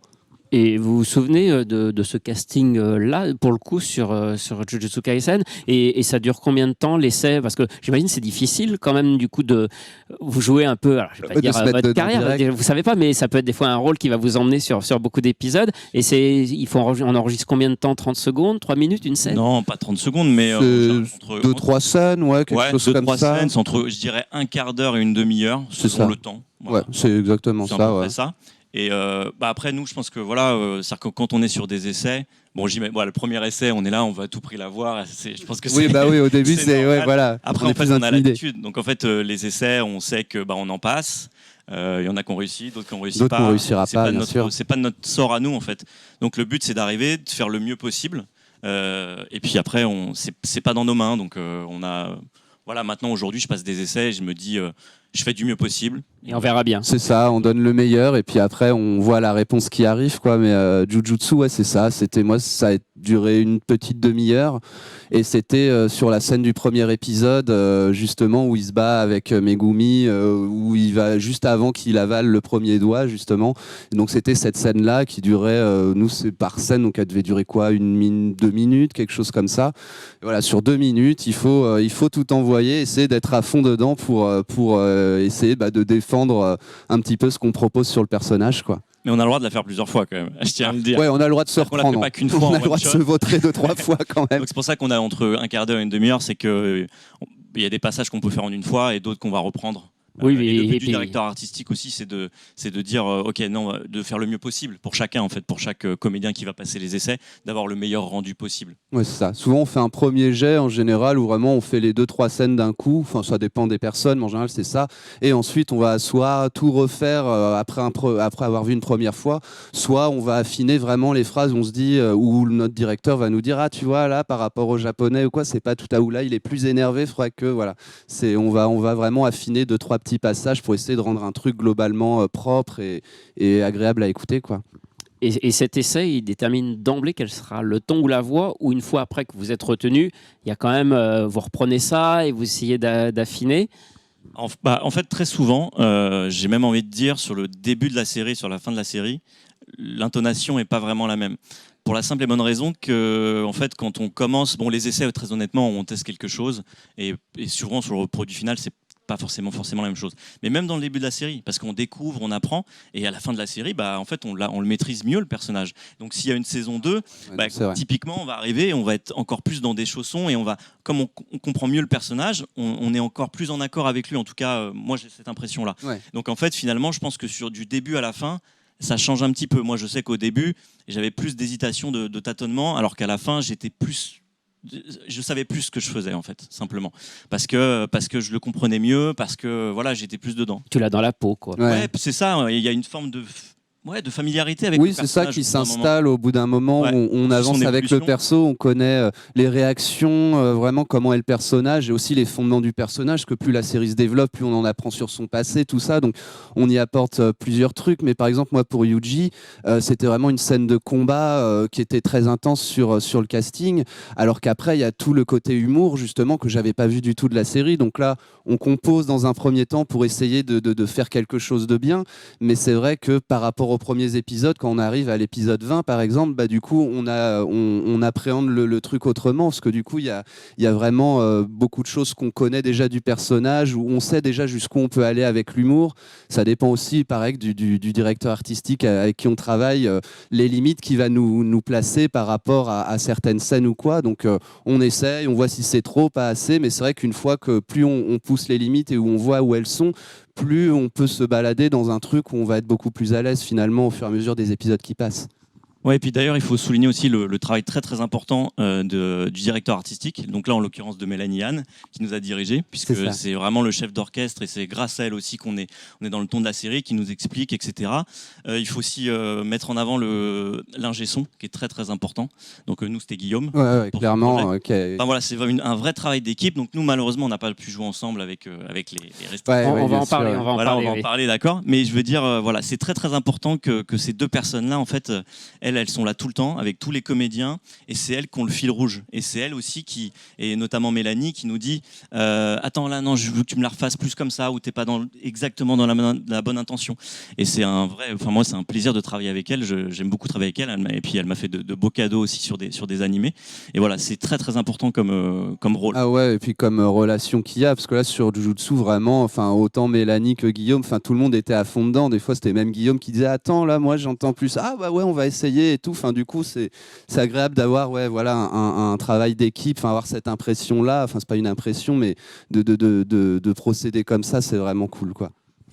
Est-ce que le personnage que vous doublez, il correspond au rôle qu'on a l'habitude de vous donner?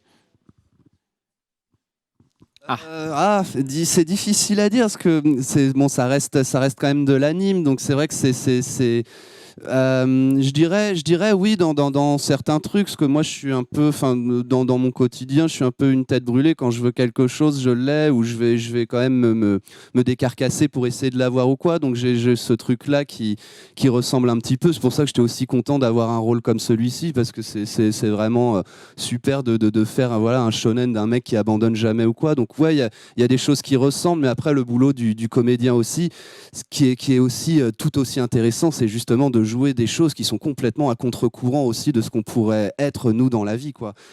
Donc le but c'est aussi de savoir vraiment s'adapter à ce qu'on voit pour interpréter le rôle comme les gens aussi ont envie de l'entendre, parce que finalement le vrai juge dans tout ça c'est les spectateurs, c'est pas nous. Une fois qu'on sort du studio, on n'a pas assez de recul pour se rendre compte de ce qu'on a fait. Ouais, et puis alors moi j'aurais tendance à dire que on fait comme dit Hervé, on fait beaucoup de choses, donc et souvent très différentes. Enfin en tout cas moi j'ai pas une voix marquée très atypique qui me met tout le temps dans les mêmes rôles, donc ça c'est plutôt cool, je peux un peu bouger. Mais par contre je dirais qu'effectivement Megumi c'est le personnage qui me correspond le mieux. Et encore une fois bravo à Mélanie, parce que je trouve que même si au tout début je me suis dit au niveau des cheveux surtout. Hein. Ouais, j'aimerais bien avoir ça toujours. Hein, très honnêtement mais je trouve qu'il me correspond le mieux parce que je le comprends en tout cas. Je le comprends et il me correspond bien, je trouve. Alors il y a un casting très très large. Je crois qu'il y a plus d'une trentaine de personnes qui se sont succédées sur la série. Et un des rôles marquants de la série, c'est Gojo, hein, un des personnages d'ailleurs préférés des fans, avec la voix de Mark Lesser, grand comédien, hein, la voix de Trunks. On ne présente plus. Sangohan adulte. Et alors, je l'ai rencontré la semaine dernière. On a fait une petite interview par visio et je vous propose de regarder les quelques questions que je lui ai posées.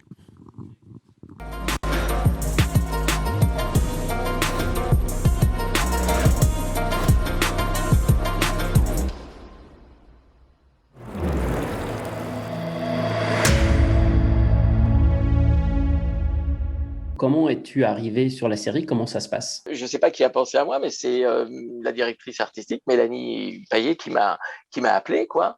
Et je suis arrivé là-dessus, je ne savais pas trop à quoi m'attendre, et c'était une belle surprise.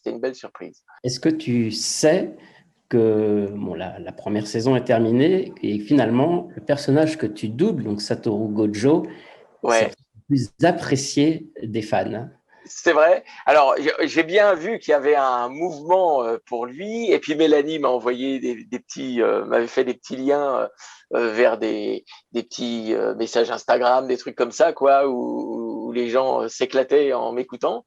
Et c'est assez rigolo, oui. C'est marrant de toujours voir, de toute façon, cet engouement qu'il peut y avoir, même pour la VF. En plus, maintenant, on a une réponse un peu plus rapide avec les réseaux sociaux. Il y a très longtemps, quand on faisait du doublage, on ne se rendait pas compte de l'impact que ça pouvait avoir sur les gens qui regardaient ou qui écoutaient. Maintenant, on a un retour un peu plus rapide. Et c'est marrant, c'est agréable. Il faut dire que c'est un personnage qui est plutôt riche en couleurs, on va dire. Est-ce que ce personnage, il correspond au personnage qu'on te confie en général en animation? Oui et non. C'est-à-dire que oui, je fais souvent quand même des gens un petit peu, on va dire, un peu barrés, on pourrait dire ça comme ça, que ce soit des gentils ou des méchants. Hein. J'ai quand même souvent fait des gogoles, tu vois, ou des psychopathes. Là, il a une dimension un petit peu en plus, parce que c'est quand même un héros. malgré tout, même s'il n'a pas l'air de... Voilà. Et puis son insolence est juste extrême et j'adore ça. Franchement, c'était une jolie découverte et c'est un joli cadeau. J'ai vraiment apprécié doubler ce personnage. Je vais juste rajouter, dire vraiment, c'est une super équipe. J'ai vraiment été heureux d'être choisi pour faire ce rôle-là et ça fait du bien. Voilà, en ces temps actuels, ça fait du bien. Donc, continuons comme ça, c'est cool. Et voilà, et bisous à tout le monde.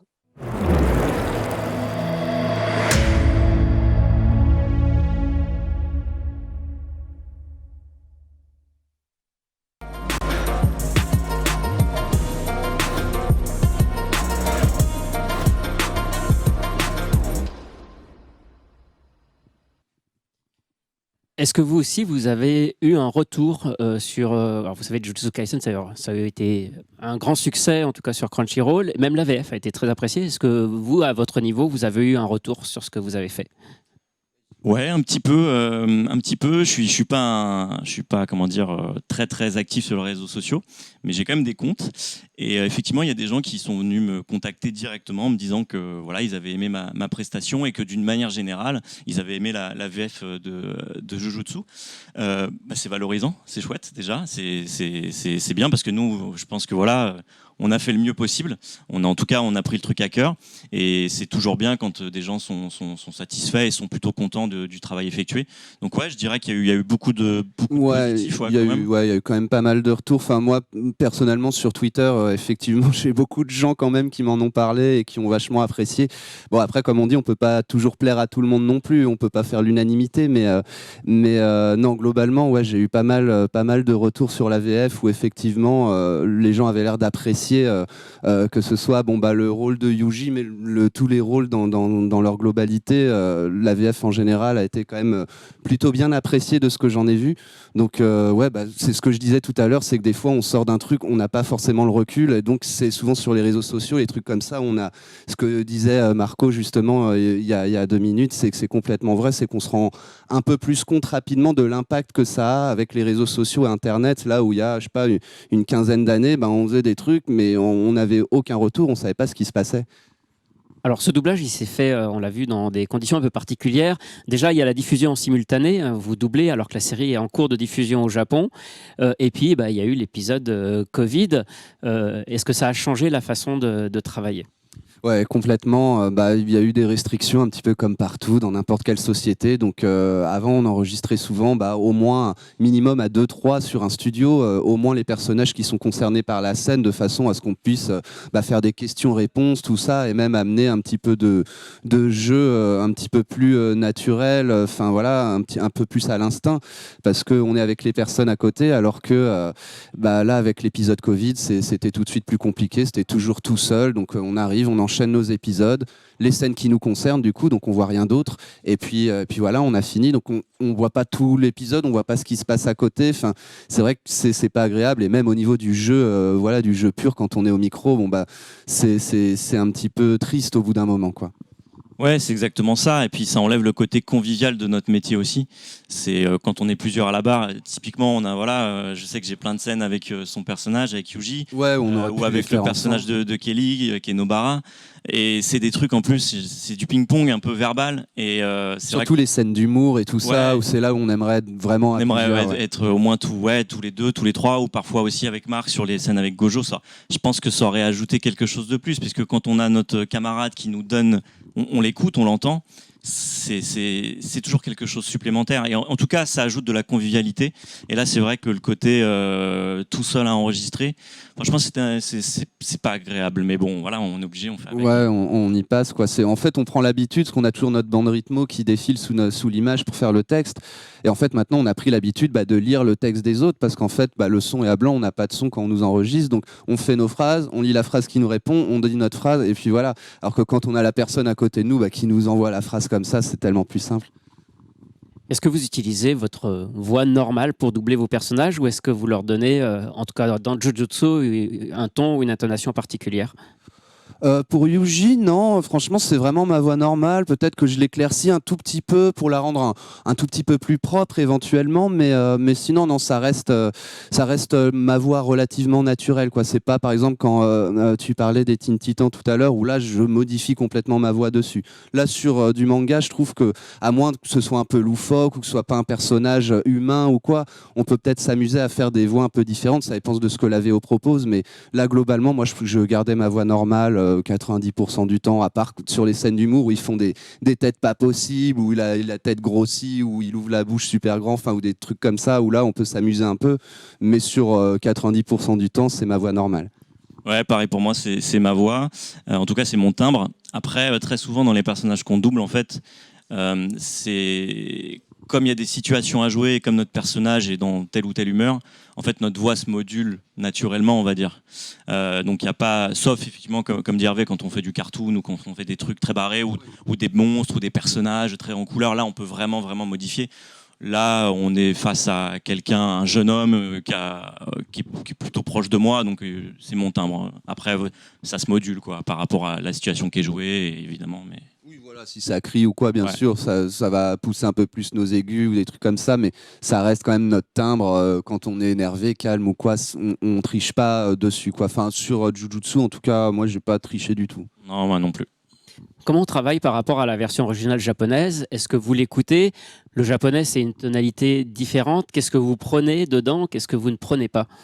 Alors moi j'adore prendre, moi j'en ai regardé beaucoup en japonais, donc j'adore la folie des comédiens japonais vraiment sur les dessins, enfin sur les mangas, c'est que ils sont tellement à fond dedans et surtout justement sur toutes ces scènes marrantes ou quoi, parce que une scène sérieuse finalement, bon bah c'est pas que c'est difficile, enfin pas difficile à faire, mais voilà c'est quelque chose, on peut pas tricher, on est énervé ou on l'est pas. Alors que quand on fait de l'humour ou sur des trucs où vraiment ils sont à fond, c'est vraiment là où j'essayais j'ai essayé en tout cas de faire quelque chose de drôle en prenant des intonations un peu surréalistes parce que voilà, ça donne quand même beaucoup d'infos le japonais là-dessus, c'est que j'adore l'intensité qu'ils mettent en fait dans les doublages que j'ai pas toujours vu sur certains dessins animés ou quoi, et enfin pour moi le point d'honneur c'était vraiment d'essayer d'être à 1000% sur le rôle pour vraiment avoir l'intensité quand il combat et tout, quand il se pose des questions en plein combat, et aussi le côté humoristique complètement décalé quand vraiment il y a des scènes, des passages drôles ou quoi. Et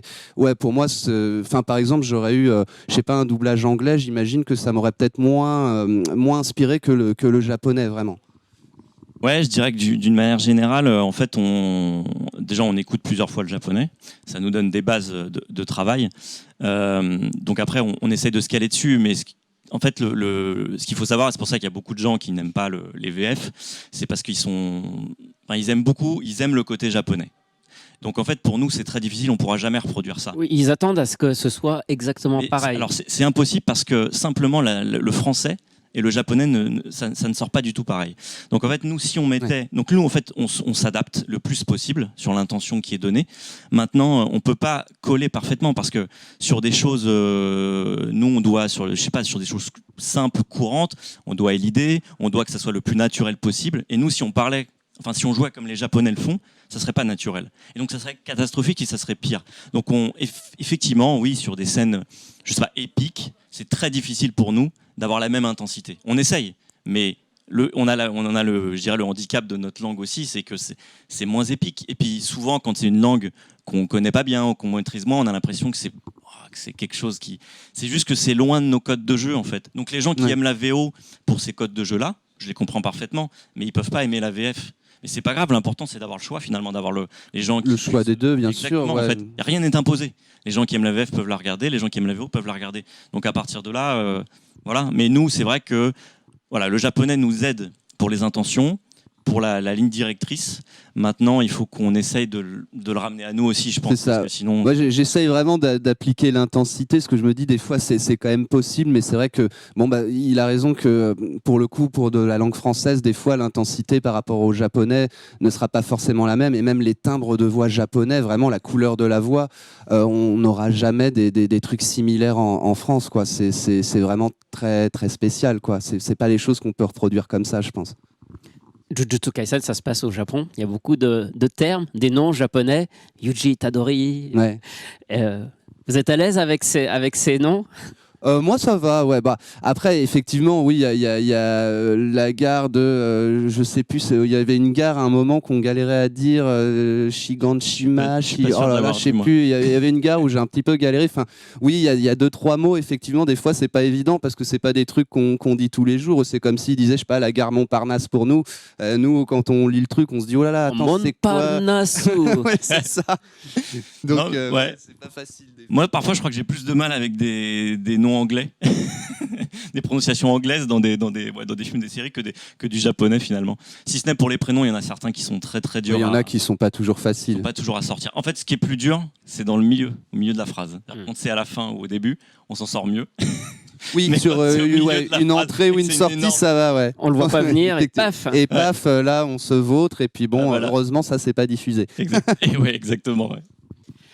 On va terminer une question un peu plus générale, mais qu'on nous pose toujours régulièrement. Comment on fait du doublage? Qu'est-ce qu'il faut faire pour prêter un jour sa voix à un personnage d'animé japonais ou autre? Alors, en fait, ça va être difficile de répondre parce que j'aurais dit il y a quelques temps, j'aurais expliqué. Ouais, aujourd'hui, c'est très compliqué puisque avant on pouvait assister sur les plateaux.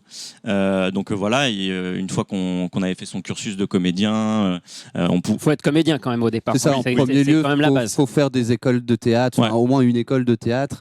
Pour la technique du doublage, pour être à l'aise, il y a aussi des stages et des choses qui existent justement pour apprendre à lire en place, la rythmo, tout ça, comment ça marche, l'œil du perso, savoir aller à l'image, au texte et tout, un peu en direct, quoi. Donc il y a plusieurs prérequis, on va dire, mais il faut être comédien avant tout. Donc il faut avoir fait du théâtre, il faut avoir eu de l'expérience là-dedans, en école, sur des expériences rémunérées ou pas, des courts-métrages, n'importe quoi. Et ensuite, après, essayer de se familiariser avec la technique du doublage. Parce qu'aujourd'hui, c'est possible. Il y a des années, on faisait ça sur le tas. Quand on arrivait sur le plateau, on savait jouer la comédie, mais on ne savait pas lire en place, tout ça. Alors qu'aujourd'hui, il y a des choses qui nous apprennent à le faire. C'est des trucs qui se passent en une semaine, 2 semaines, un mois. Enfin, voilà, on peut le faire un petit peu quand on veut. Et à partir de là, c'est là où on pense qu'on est prêt, mais finalement, c'est là que tout le truc commence. C'est qu'après, il faut démarcher, il faut arriver à essayer de se faire une petite place là-dedans. Et souvent, on peut avoir de la chance, ça peut démarrer en 6 mois, comme ça peut mettre 5 ou 10 ans à démarrer. Ça dépend de la performance, des contacts, des gens qu'on va rencontrer, de la chance, enfin tout ça dans les milieux artistiques. Malheureusement, c'est des choses qui jouent beaucoup. Ouais, c'est ça. Et puis, en fait, ce qui est très important, c'est de savoir jouer la comédie avant tout, parce qu'on a l'impression qu'on met juste de la voix, mais en fait, il y a beaucoup de choses derrière. C'est pas juste un côté technique, c'est pas en juste. fait, la technique, très honnêtement, c'est la chose qui arrivera le plus vite. Oui et non, mais en tout cas, c'est pas le premier problème, la technique. C'est d'abord savoir jouer la comédie, d'être à l'aise avec ça. Ensuite, il y aura la contrainte technique, mais ça s'apprend, comme dit Hervé. Donc, une fois qu'on a eu notre parcours de comédien, on peut très bien faire des stages ou des formations pour nous aider à la technique. Et après, il faut trouver aussi cette liberté là-dedans. Mais comme dit Hervé, c'est-à-dire que se lancer en tant que... Déjà, je pense que c'est compliqué de se dire je me lance en tant que comédien de doublage. Je pense que déjà, il faut avoir la fibre artistique, se dire je me lance en tant que comédien. Essayer la partie doublage si vraiment ça nous passionne, mais c'est pas dit que ça marche. Nous, quand on s'est lancé, moi je me suis lancé en tant que comédien, je connaissais pas le doublage, je voulais être sur scène, je voulais faire des films, etc. Et puis il s'avère qu'au bout d'un moment, j'ai eu des opportunités dans la voix et dans le milieu du doublage, et donc je suis allé là-dedans parce que c'est une question d'opportunité. Peut-être que si j'avais des opportunités plus à la télé ou plus sur les planches, tu serais allé là-bas, bien sûr. Donc en fait, on fait jamais ce qu'on aime en fait. On se lance dans, le métier de comédien est hyper intéressant et ça, on sait qu'on veut faire ça. Mais après, sur les opportunités de travail, on fait jamais vraiment ce qu'on veut. Et même dans le doublage, en fait, on n'a pas les rôles qu'on veut. C'est-à-dire qu'on fait plein de choses des fois qui sont à l'opposé de nous. Et il y a un truc qu'on se dit, ah tiens, on a envie de faire ça à tout prix.